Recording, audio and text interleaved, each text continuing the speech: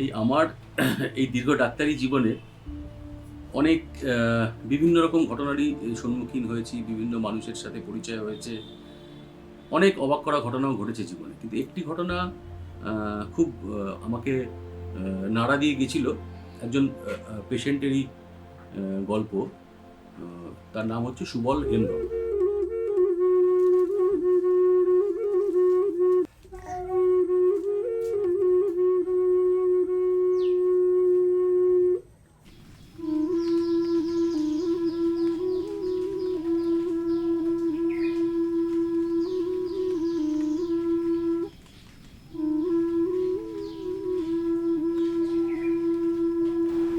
আমাদের পশ্চিমবঙ্গেরই রাজবাঁধের বাসিন্দা, একটি প্রত্যন্ত আদিবাসী গ্রামের সুবল 2023-এর শেষের দিকে।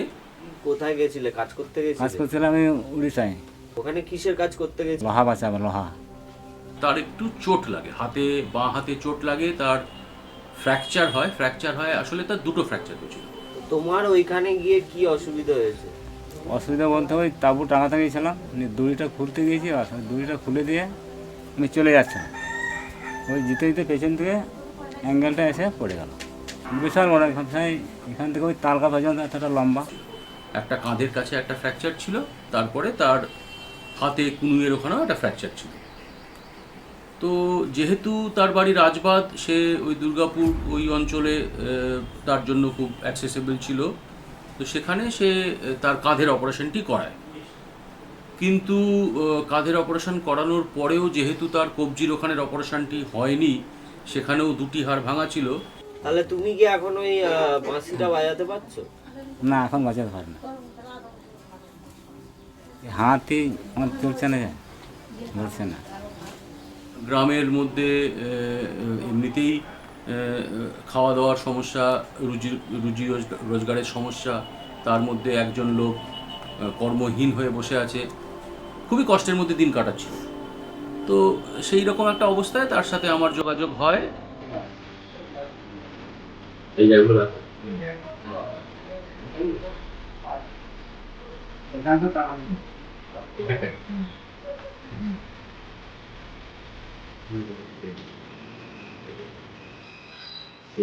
হ্যাঁ,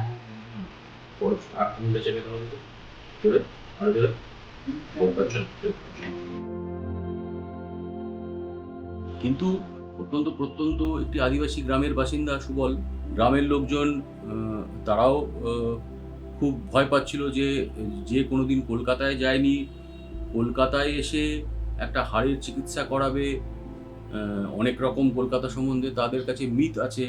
কলকাতায় গেলে হয়তো সে তার কিডনি বিক্রি হয়ে যেতে পারে, সে মারা যেতে পারে। এবং তার একটি প্রিয় বাঁশি ছিল, আদিবাসীরা যে বাঁশিটি বাজায়, অদ্ভুত সুন্দর একটি বাঁশি, সেটা সে নিজেই বানিয়ে বাঁশিটি বাজাতো, এবং হাতটা ভেঙে যাওয়ার কারণে সে বাঁশি বাজাতে পারতো না। সেটা তার একটা মন খারাপের অন্যতম কারণ। তো সে চাইছিল যে দেখা যাক কলকাতায় গিয়ে কি হয়, মরে গেলে তো এখানেও মরে যাচ্ছি, কলকাতাতে গেলেও আরও করে তুলো। প্রাথমিক যে চোটটি লেগেছিল, যার জন্য সেই ফ্র্যাকচারটি হয়েছিল, সেটা অলরেডি 6 মাস অতিক্রান্ত, এবং তার কুনুইয়ের কাছে দুটো হাড়ই ভাঙা আছে, যেটির অপারেশন প্রয়োজন। কিন্তু পুরনো ভাঙা সুবলের যথেষ্ট বয়স হয়েছে, তার নিউট্রিশনাল স্ট্যাটাস অতটা ভালো নয়, খাওয়া দাওয়া ভালো জোটে না। সব মিলে আমার দেখে মনে হয়েছিল যে ভাঙাটি সার্জারিটা একটু ক্রিটিক্যাল সার্জারি হতে চলেছে, এই সমস্ত কারণগুলো মাথায় রেখে। তো আমি সেটা সুবলকে বোঝালাম, দেখো সুবল, তোমার যা হাতের অবস্থা আছে, তোমার হাতের জোর কমে যাচ্ছে, যেহেতু তোমার একটি ভাঙা এখনো অবধি অপারেশন করে প্লেট বসানো হয়নি, অতএব তুমি হাতে ওই কারণে জোর পাচ্ছ না। জোর পেতে গেলে আগে তোমাকে মনের জোর আনতে হবে। তুমি মনের জোর আনলে আমি তোমার জন্য একটু এগিয়ে যেতে পারি, আমি একটি সার্জারি করতে পারি। তোমার দুটো হাতে হয়তো প্লেট বসাতে হবে, এবং তার সাথে যেহেতু অনেক পুরনো হয়ে গেছে, দুটো ভাঙাই, সেক্ষেত্রে আমাকে হয়তো তোমার কুনুইয়ের কুচকির ওখান থেকে মজ্জা নিয়ে হাড়ের মধ্যে মজ্জা দিতে হবে, যাতে করে হাড়টা একটু দ্রুত জুড়ে যায়। তো সেই সমস্ত শুনে প্রাথমিকভাবে সুবল তো একটু ভয়ই পেয়েছিল যে তার আবার কুচকির ওখানে কেটে মজ্জা নেওয়া হবে। এবং হাড়টি জুটতে একটু সময় লাগবে, সব শুনে একটু ভয়ই পেয়েছিল। যাই হোক, আলাপ আলোচনার মাধ্যমে সুবল নিজেই রাজি হলো যে হ্যাঁ, আমি অপারেশনটি করাবো, আমার প্রিয় বাঁশিটি আমি বাজাতে পারছি না দীর্ঘদিন হলো। যেহেতু একদমই প্রত্যন্ত গ্রাম্য এলাকার সুবল, আর্থিক দিক থেকে তো খুবই পিছিয়ে পড়া একজন ব্যক্তি, তো সেই ব্যাপারটাও আমাদের তখন মাথায় রাখতে হয়েছিল যে মিনিমাম খরচে কিভাবে আমরা অপারেশনটা করতে পারি। বিভিন্ন লোকই তার জন্য সুবলের জন্য তখন সাহায্যের হাত বাড়িয়ে দিয়েছিল, এটা একটা বড় সুবিধা। তো সবার সাহায্য নিয়ে, সবার আশীর্বাদ নিয়ে আমরা তখন সিদ্ধান্ত নিলাম যে এবার আর দেরি নয়, দ্রুততার সঙ্গে আমরা সুবলের হাতের সার্জারিটা করব।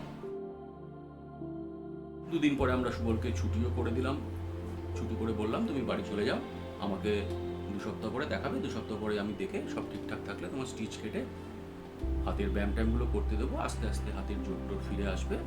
সুবল কাকা, তাহলে অপারেশন তো হলো, এখন কেমন লাগছে?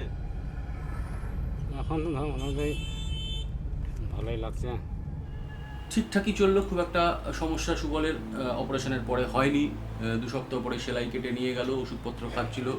প্রাথমিকভাবে যেমন একটা অপারেশনের পরে ব্যথা ট্যাথা থাকে, সেগুলো অল্প বিস্তর ছিল, তার জন্য ওষুধ দেওয়া ছিল।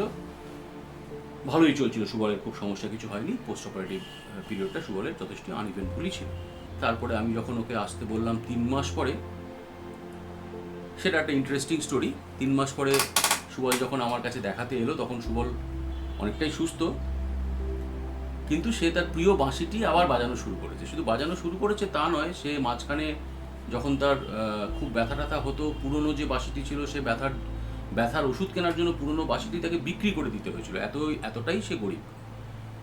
তো এখন অপারেশনের পরে সুবলের হাতে যখন আস্তে আস্তে জোর ফিরে এসছে, সুবলও মনের দিক থেকে অনেকটা জোর ফিরে পেয়েছে, এবং এবারে সে এলো আবার একটি নতুন সে অদ্ভুত দর্শন বাঁশিটি নিয়ে। সে সত্যি এক অদ্ভুত গল্প। সুবল এসে বাঁশি বাজিয়ে আমাকে তার অদ্ভুত বাঁশির গান শোনালো, এবং বাজানোর সাথে সাথে তার আঙুলে কোথায় কী সমস্যা হচ্ছে, কোথায় ব্যথা, কোথায় কী সমস্যা, সব কিছু সে নিজের মুখেই বলল।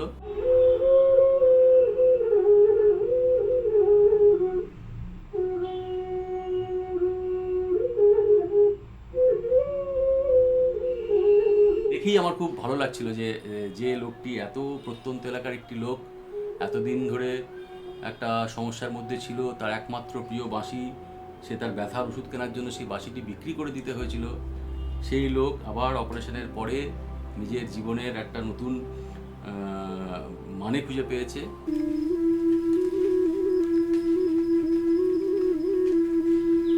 সুবল আজকে সত্যি খুব ভালো আছে। এরকম ঘটনা আমাদের জীবনে, আমরা তো খুব দৈনন্দিন খুব ব্যস্ততার মধ্যে থাকি, শহরাঞ্চলের লোক, গ্রামের মানুষের কাছাকাছি খুব একটা যাওয়ার সুযোগও হয় না, বা বিভিন্ন কারণে যাওয়া হয়ে ওঠে না। কিন্তু সুবলের সাথে আলাপ হয়ে এবং সুবলের চিকিৎসা করে, সুবলকে সুস্থ করে এরকম যে আনন্দ, খুশি সচরাচর পাওয়া যায় না। সুবল আজ প্রায় 1 বছরের বেশি হয়ে গেল, সুবলের অপারেশন হয়ে গেছে।